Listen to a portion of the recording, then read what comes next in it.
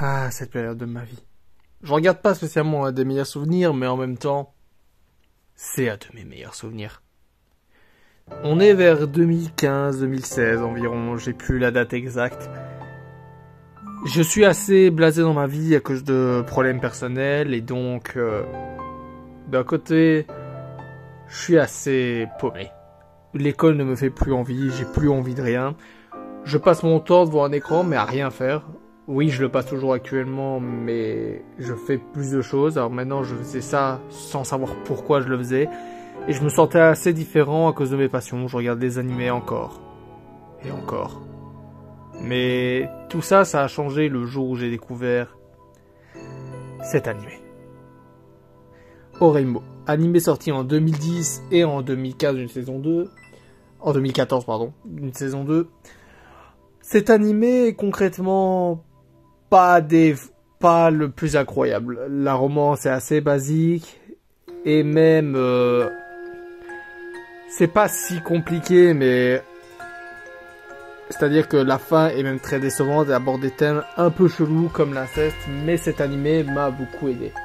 Déjà parce qu'il m'a fait rire, me sentir mal, m'a fait ressentir plein de genres d'émotions que j'avais rarement ressenties devant un animé. Ça m'était déjà arrivé, mais voilà. Et puis, surtout, il m'a fait comprendre quelque chose. Que je ne suis pas seul. Que ce que je ressens en tant qu'otaku, plein de gens l'ont ressenti avant moi. Et que je ne serai pas le dernier à ressentir ça. On le voit dans cette série au moment où le père confisque tous les objets à sa fille. Tous les objets par rapport au manga. Et surtout, les moments où ses amis la rejettent parce qu'elle est ce qu'elle est. Bah oui. C'est pas super drôle, effectivement. Mais il y a eu... La solution était très facilement montrée dans cet animé. Je suis normal. Les otaku sont normaux. Ce sont pas les gens chelous ou autres. Ce sont des gens comme les autres qui aiment quelque chose. Déjà, ça m'a fait beaucoup de bien comme morale. J'en avais besoin, je crois, dans un moment où j'étais différent des autres, où je savais pas où j'allais. Et surtout... J'ai découvert aussi un monde dont je ne me doutais pas l'importance à ce point-là. Je ne connaissais même pas les conventions à cette période-là. Et voilà. Et puis, il y a eu Kuroneko. Ma best waifu, qui elle est toujours actuellement. Personnage qui n'a pas peur de dire ce qu'elle pense. Ce qui m'a fait déjà changer à ce niveau-là. Et personnage très bien travaillé avec une romance. Une des meilleures romances. Ça, je le dis honnêtement, une des meilleures romances que j'ai vues, jusqu'à malheureusement la fin.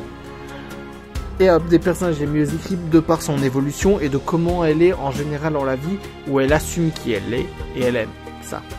C'est pas le seul personnage comme ça, mais celui qui m'a marqué, c'est de elle que j'ai le plus retenu cette information. Et grâce à Oreimo, et ben, j'en suis là aujourd'hui. J'ai mes amis. Comme l'autre gamer, comme vous l'avez vu, qui est parti sur la chaîne. C'est grâce à ça que vraiment j'ai eu l'envie de rencontrer d'autres otaku. Il n'était pas à ce moment-là, mais voilà, il avait fait semblant, si vous voulez l'anecdote. Et on a commencé les vidéos ensemble, ça a permis de m'affirmer, de montrer un peu plus qui je suis, et de m'aimer comme ça. Et c'était ça le principal. Que je m'aime comme je suis. Et maintenant, je fasse des vidéos devant vous, avec joie et bonne humeur.